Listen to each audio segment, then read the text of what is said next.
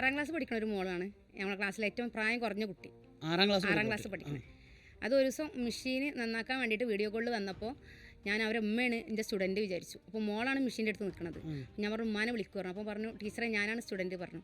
എന്നിട്ട് അവർ സ്റ്റിച്ച് ചെയ്തതൊക്കെ കാണിച്ചു തന്നു. ഞാൻ എന്നെ അത്ഭുതപ്പെട്ടു പോയി.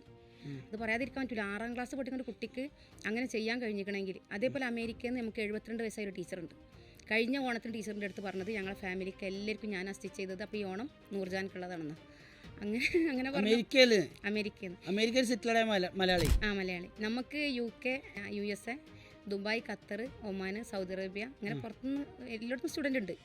പിന്നെ നമ്മൾ 14 ജില്ലകളിൽ നിന്നുണ്ട്. പിന്നെ തമിഴ്നാട്ടിൽ നിന്നുണ്ട്, കർണാടകയിൽ നിന്നുണ്ട്.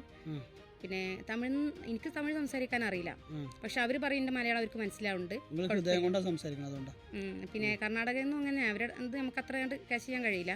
പക്ഷെ അവർ നിങ്ങൾ പറഞ്ഞാൽ മതി, നമുക്ക് മനസ്സിലാവും. പിന്നെ ഡൗട്ട്സ് ഉണ്ടെങ്കിൽ അവർ പറഞ്ഞാൽ കുറച്ചൊക്കെ ഞാൻ എങ്ങനെയൊക്കെ മനസ്സിലാക്കി ഒരുവിധം റെഡിയാക്കി കൊടുക്കും. പക്ഷെ അവരൊക്കെ അതിൽ സക്സസ് ആണ്.